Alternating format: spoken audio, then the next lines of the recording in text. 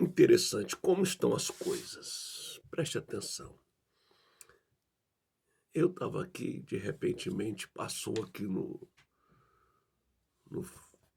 no Facebook. Eu nem quis ver o conteúdo. Passou uma proposta aqui, como deixar de ser pastor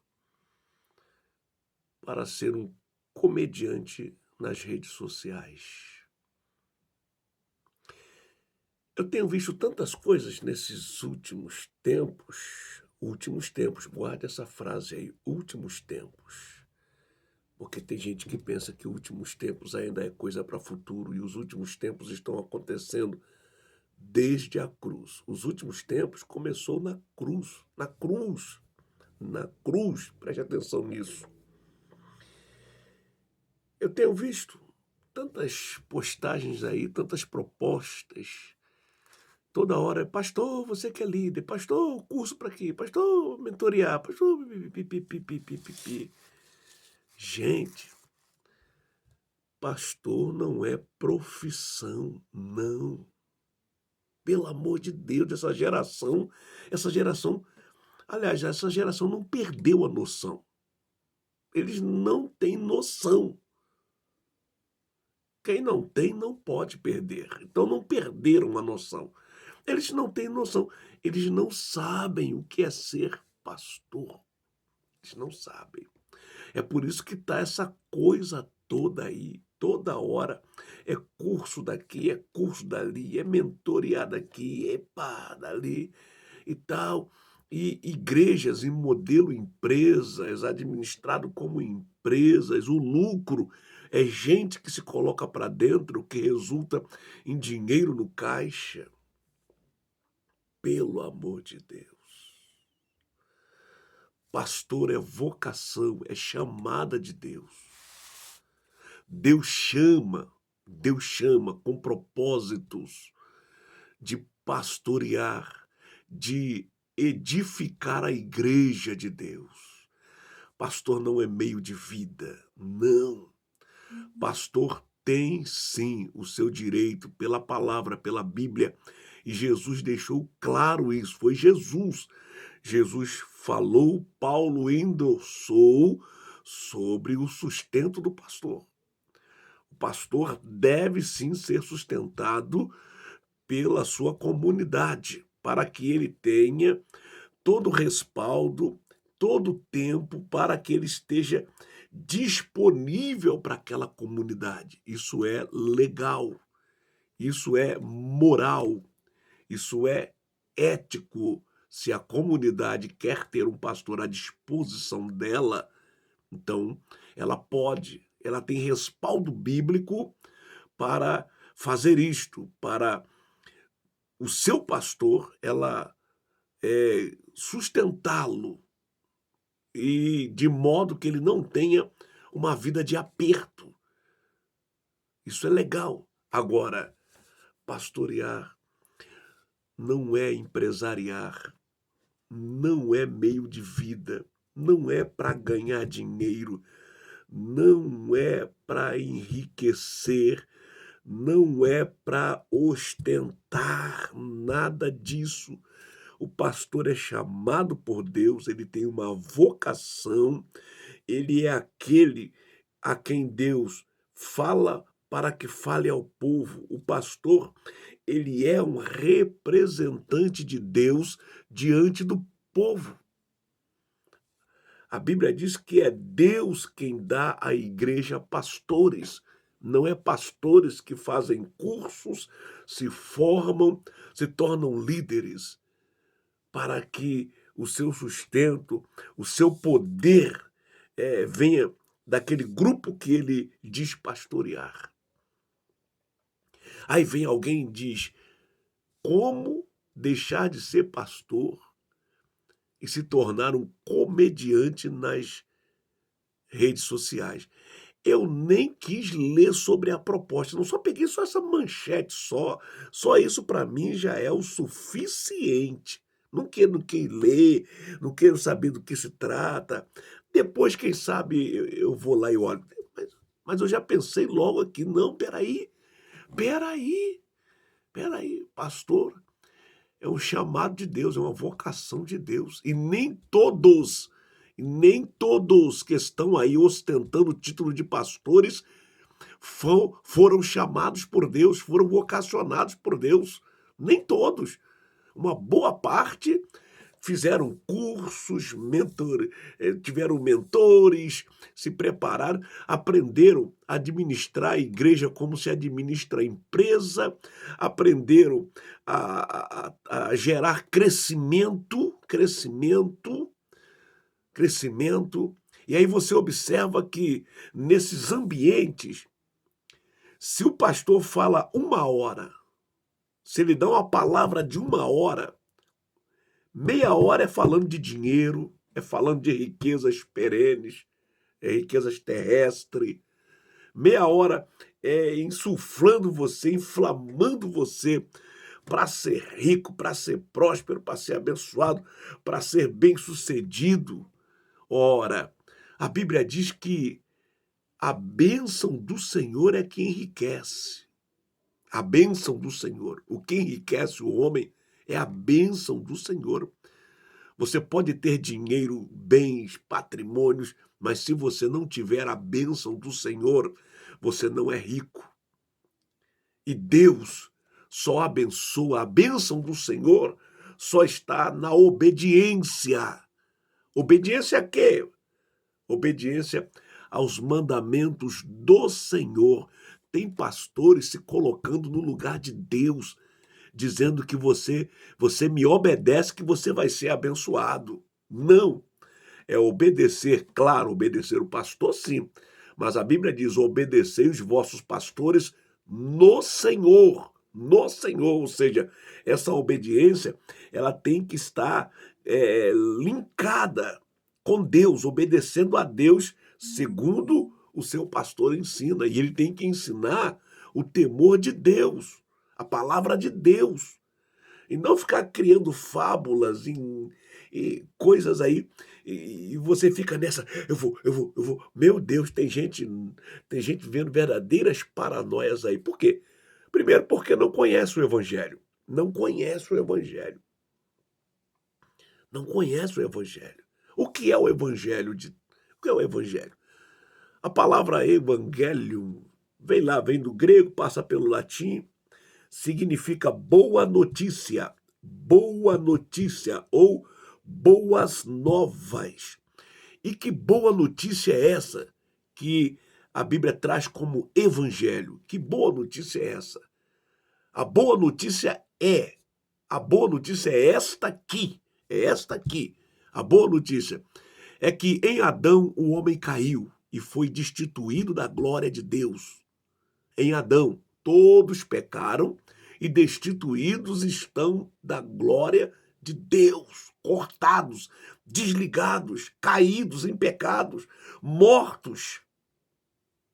Aí vem a boa notícia.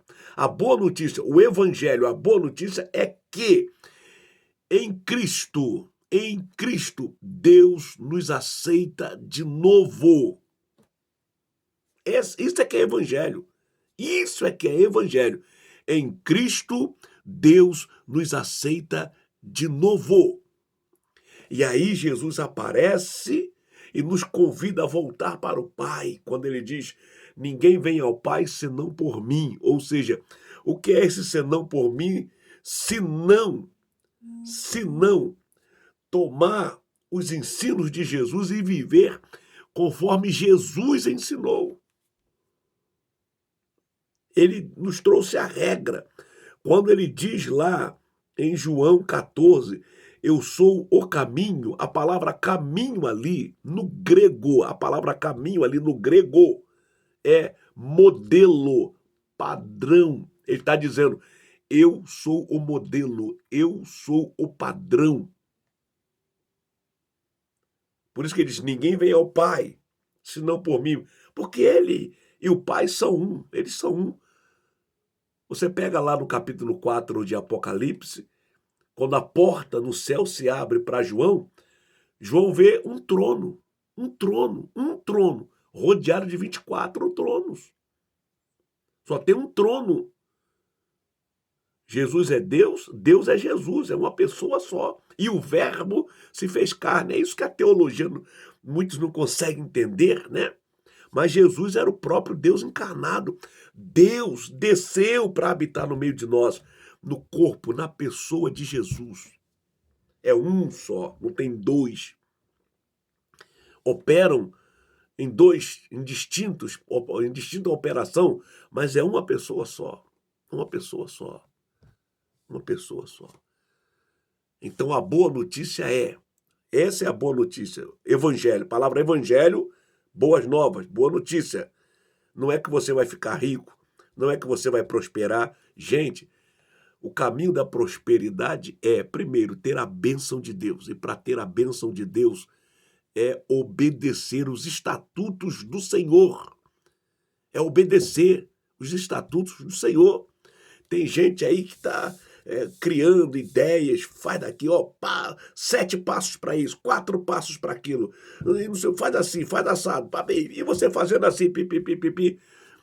Mas se não obedece a Deus, não ama o próximo, tem ódio, rancor, o coração está envenenado.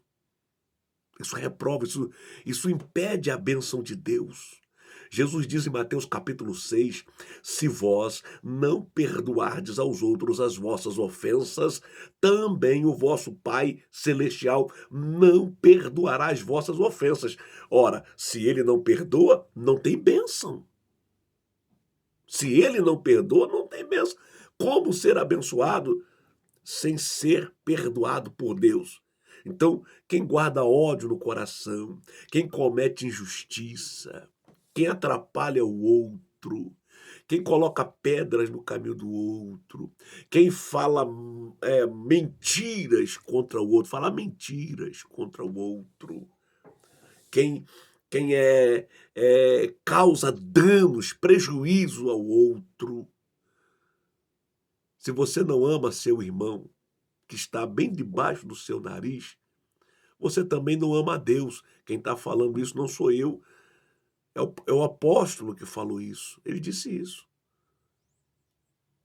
Então, veja bem, a boa notícia é essa, que Jesus veio para nos reconciliar com Deus, nos levar de volta para Deus. E como é que isso é feito? Quando eu absorvo os seus mandamentos. E ele vai colocar assim, ó, aquele que me ama guarda os meus mandamentos e os observam, ou seja, e andam por ele. Aquele que me ama. A prova de que nós amamos a Deus é que nós guardamos os seus mandamentos. Não é, eu te amo. Ele sabe que eu amo ele. Mas e aí, você observa os mandamentos do Senhor? E eu não estou falando dos 10 mandamentos lá, tá? Não. Ele disse assim, olha, quando aqui esteve, tá? Lá em Hebreus você vai ler a seguinte confissão em Hebreus, ó. Jesus falando, o escritor aos Hebreus falando na sua homilia, aqui estou, venho fazer a tua vontade, tira o primeiro e estabelece o segundo. Aí vai dizer lá, havendo mudança de sacerdote, necessariamente se muda toda a lei. Quem é o nosso sacerdote agora? É Arão? É Levi? Não. O nosso sacerdote agora é Jesus. Aí Jesus vem e fala, um novo mandamento vos dou. Um novo mandamento vos dou, baseado naquele lá. Qual é esse novo mandamento? Amarás a Deus sobre todas as coisas e ao teu próximo como a ti mesmo. Na oração do Pai Nosso, ele diz, Pai Nosso, que está no céu.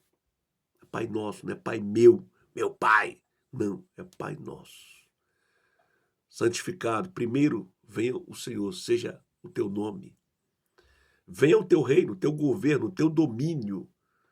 Me domina, exerça domínio sobre mim. É isso que eu estou falando. Venha o teu reino, venha o teu domínio. E que seja feita a tua vontade aqui na terra como é no céu. Lá no céu ninguém odeia o outro. Lá no céu ninguém atrapalha a vida do outro, lá no céu ninguém faz mal ao outro, lá no céu ninguém aborrece o outro, lá no céu ninguém mata o outro, lá no céu ninguém ofende o outro, lá no céu, ô meu irmão, lá no céu não tem essas coisas aqui na terra. E Jesus fala: vem o teu reino, seja feita a tua vontade aqui na terra, como é no céu. Ou seja, a nossa vida deve ser regida pelo Espírito do céu e não pelo Espírito da terra. Jesus disse para Pilato: o meu reino é de cima e não de baixo. Ele não estava falando que tem um reino lá em cima, não. Ele estava falando que a metodologia, a maneira do reino que eu sirvo é a maneira lá de cima. E ele diz: venha esse reino para cá. Está entendendo? Essa é a boa notícia. Essa é a boa notícia. Agora, quer ser abençoado? Obedeça. Aquele que crê em mim tem a vida eterna. Tem gente, eu creio em Jesus, mas esse crer não passa de crer na existência dele, no crer que ele morreu na cruz, no crer que ele fez milagre, que ele ressuscitou. Meu irmão, é para crer no ensino que ele ensinou e praticar. Como disse o apóstolo, não sejamos apenas conhecedores, mas praticantes. Está entendendo? Então essa é a mensagem do reino. Esse é o evangelho. Isso é que é evangelho. Nos ambientes onde isso não é colocado para o povo de forma clara, objetiva, com temor, com responsabilidade, fica meio embaçado o negócio aí, como diz o paulista, né? Como diz o paulista. É por isso que nós estamos vivendo aí essa geração que, meu Deus do céu, que meu Deus do céu, e meu Deus do céu. Aí aparece um falando que tem que reformar a Bíblia. Aí aparece outro. É tantas ideias que aparecem aí. Tantas ideias, tantas ideias. Eu lembro agora da palavra de Paulo para Timóteo. Timóteo, tu conheces a sã doutrina. Tu conheces a verdadeira doutrina. Você que conhece a verdadeira doutrina, permaneça nela. E você que não conhece, vem conhecer. Vem conhecer a verdadeira doutrina, o verdadeiro evangelho. Alguém falou e eu prestei muita atenção e considerei o que alguém falou. Alguém disse que se você se converteu nos últimos 30 anos, pelo tempo que eu ouvi isso, já passa de 30 anos. Ele disse: se você se converteu nos últimos 30 anos, a probabilidade de você não conhecer o evangelho é de 90%. De 90%. Muita gente que aí está dentro dos arraiais chamados evangélicos não conhece o evangelho. Não conhece o evangelho. Você só vê por aí princípios para prosperar, igrejas que trabalham só à base de cura, de milagres.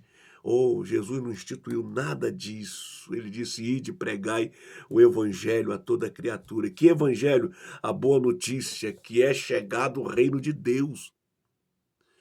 E esse reino, ele consiste na transformação do homem de velha criatura para nova criatura. Uma nova pessoa, uma nova mentalidade, um novo modelo de homem, um novo agir. Paulo vai dizer assim, quem era não é mais, vós, e fostes, é passado. Agora em Cristo, nova criatura, 2 Coríntios 5,17, assim que, se alguém está em Cristo, nova criatura é, as coisas velhas se passaram. É um novo homem, uma nova pessoa, uma nova mentalidade. Aquelas coisas que eu fazia, que eu era, aquilo ficou para trás. E muitos estão aí nos arraiais, nos templos, tão combatidos templos, né? Uma ideia errada que se tem dos templos. Porque o templo, ele não passa de um lugar onde a igreja se reúne. O templo não passa de um lugar onde a igreja se reúne. E a igreja é a partir de 2, 3, 4, 5. A palavra igreja é reunião, assembleia, ajuntamento, congregar. Isso é que é a igreja. Então o povo, quando ele se junta, em qualquer lugar onde se juntar, em qualquer lugar, forma a igreja, forma o corpo de Cristo. É o ajuntamento. O povo juntou 2, 3, 4, 5, se juntou em nome de Jesus, formou o corpo, formou a igreja. É o que a Bíblia ensina. O templo é só lugar para nos abrigar, com bancos, conforto, ar-condicionado, um bom som. Ali a gente faz boas apresentações, né? Faz. Para Deus, tem que cantar bem. Eu fico triste quando eu vejo o pessoal falar, para Deus, né? Para Deus. Não, Deus não. Meu irmão, me desculpa, me desculpa, me desculpa. Para Deus tem que ser o melhor. Tem que ser o melhor. Tem que cantar de verdade. Se você não sabe cantar, meu irmão, canta no meio do povo. Me desculpa, não fica triste comigo, não. Mas é para Deus. Não, não sabe cantar, não é afinado. Fica lá, canta no meio do povo. Você está cantando para Deus. Mas você não tem condição de se apresentar lá na frente e mostrar uma boa música, bem cantada. Não precisa nem ter uma boa voz. Eu não tenho uma boa voz. Mas canto afinadinho.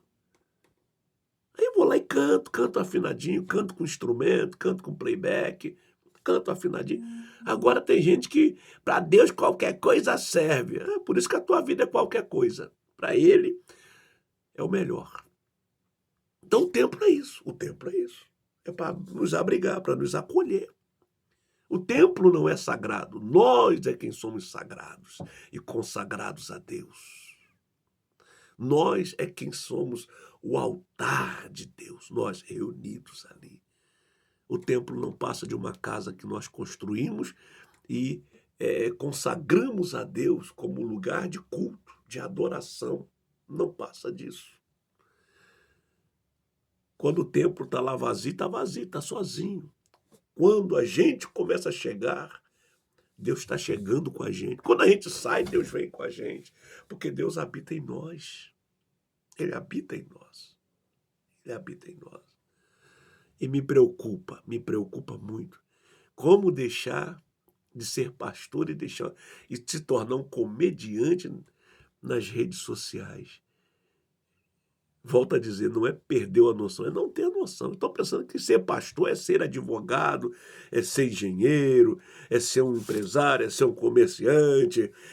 Não, não, não, não, não, não, não, não. Ser pastor é uma chamada de Deus, é uma vocação de Deus e tem mais. Às vezes nem a gente sabe para que fomos ser chamados para pastor. Às vezes nem a gente sabe. Às vezes nem a gente sabe. Deus chama a quem Ele chama e depois Ele age do jeito que Ele quer, da maneira que Ele quer. Não é porque às vezes Deus te chamou para pastorear, para ser um pastor, que Ele vai te dar uma igreja, um rebanho para você. Não, às vezes é para você ajudar outro, auxiliar outro.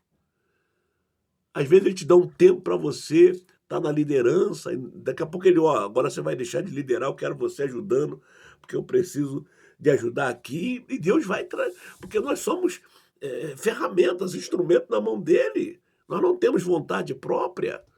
Não temos. Não temos. Não temos. Meu Deus, meu Deus, meu Deus, meu Deus, meu Deus, meu Deus. Triste ver o que está acontecendo por aí. Ver o que está acontecendo por aí. Muito triste. Que Deus tenha misericórdia dessa geração. Que voltemos para o caminho. Voltemos para o caminho. A igreja, lá no seu princípio, antes do quarto século, quando Constantino, foi ele quem deu início ao cristianismo. E tudo que tem ismo está revestido de religiosidade e de conceitos humanos, tal. Até o quarto século não tinha cristianismo. E os irmãos eram chamados de os do caminho. Os do caminho. Os do caminho. Em Antioquia, já na diáspora, depois de 30 anos, né, do início da igreja, a igreja nasce em Jerusalém, no dia de Pentecostes ali, e não dura 30 anos, não dura, porque no final daqueles 30 anos ali, vem a perseguição, Vem ali, vou falar aqui, tem gente que vai dar soco na parede aí, não tem problema não. Vem ali a grande tribulação que Jesus fala no capítulo 24, a grande tribulação, como nunca houve, tá? Ali, Israel, ali os judeus são espalhados para todas as nações, a chamada diáspora. Jerusalém fica vazia no sétimo século, no século 7, ela vai ser reconquistada ali, os muçulmanos o islamismo começa no século 7, lá no sétimo século, quando o islamismo começa. Então os árabes vão tomar conta da terra e os judeus só voltam em 1948, agora, há 70 anos atrás. Foi quando eles voltaram. Então, de lá, daquela grande tribulação que Jerusalém passou, e Jesus avisou assim, olha, ó, quem tiver no telhado não volta, quem tiver no campo não volta, ó, ore para que a vossa fuga não seja no sábado, porque no sábado ninguém ia fugir, que não seja no inferno, porque o inverno que não seja no inverno, que o inverno é rigoroso. Ele vai falar ali, ele vai falar, não vai passar essa geração antes que todas essas coisas aconteçam. Ele falou, está lá no capítulo 24. Mas muitos de vós estarão vivos. Então muitos escaparam com vida, mas foi uma mortalidade. O general Tito tomou Jerusalém, Ai das grávidas, ele pegava a grávida, abria a barriga, tirava o neném, botava um gato dentro e costurava.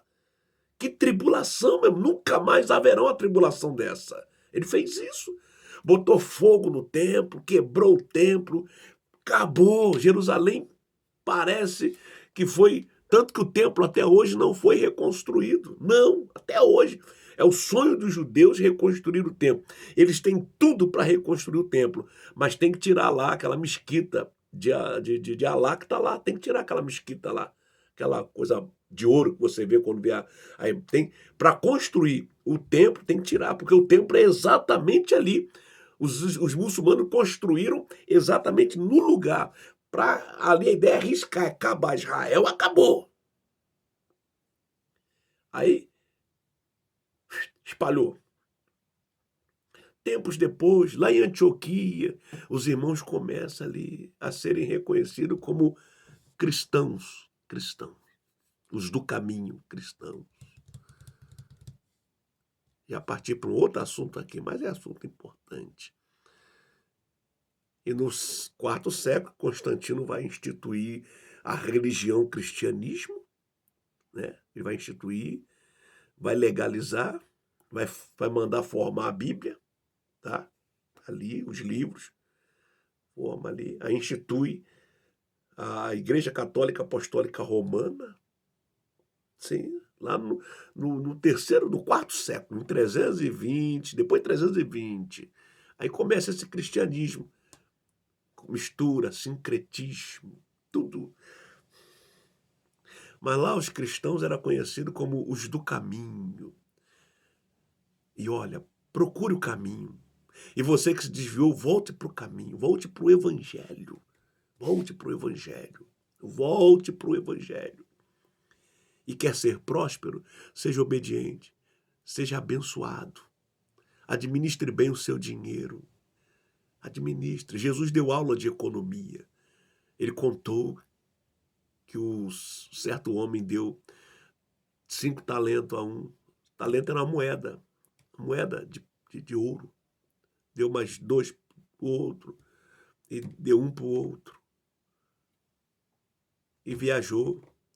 O que ganhou 5, negociou, virou 10. O que ganhou, negociou, o que ganhou 1, enterrou. É por isso que você não prospera, porque o seu último real você gasta, o seu dinheiro você não valoriza, é pouco. De que vale dinheiro pouco? Foi o que o outro fez. Ele pelo menos escondeu o dinheiro no chão e dizendo, sabias que tu é caba brabo? Eu sabia, então eu enterrei, tá aqui. E Jesus diz, por que você não pegou meu dinheiro e não deu para o banqueiro? Que o banqueiro sabe o que fazer com o dinheiro. O pessoal fala mal de banqueiro, mas o banqueiro sabe o que fazer com o dinheiro. O banqueiro sabe que dinheiro vale. Tá aí Banco Brasileiro de Desconto, Bradesco, o dono começou com 10 conto. Olha o que ele fez com 10 conto. Então, respeita o dinheiro, valoriza o dinheiro. Moeda por moeda. É pouco. É pouco. Mas é pouco. Jesus falou assim, ó, seja fiel no pouco. Quem é fiel no pouco, quem administra bem o pouco, quem respeita o pouco, vai ser preparado para ser colocado sobre o muito. Como é que Deus vai te dar muito dinheiro se você não sabe administrar o pouco? Como? Você acha que Deus vai fazer essa besteira? Como é que ele faz com o dinheiro? Como é que ele trata com o dinheiro? O problema não está na religiosidade, está na sua administração, na minha administração. Né? Então, aí você vai prosperar. Agora, o evangelho é a boa notícia de que em Cristo, Deus nos aceita de novo. Em Cristo. Cristo é o modelo, é o padrão. Estar em Cristo é andar nos caminhos que ele andou. É agir como ele agiu. É falar como ele falou. É ter a mente de Cristo. É ter o Espírito de Cristo. Espírito é a mentalidade. Tá? Nós temos a mentalidade de Deus. Nós temos o Espírito de Deus. Quando eu falo isso aqui, quando um de nós que fala isso causa um burburi, porque se tem uma ideia do Espírito Santo aí, né? Que você acaba não entendendo, e você acaba sendo levado e tá, não. Ter o Espírito de Deus é ter a mentalidade de Deus, é entender as coisas a partir do entendimento de Deus, é ver as coisas a partir do ponto de vista de Deus, seja feita a tua vontade aqui na terra como é no céu. Por isso que ele derramou do Espírito dele, ele derramou da mentalidade dele. O que diz lá? Nós temos a mente de Cristo. Está lá escrito.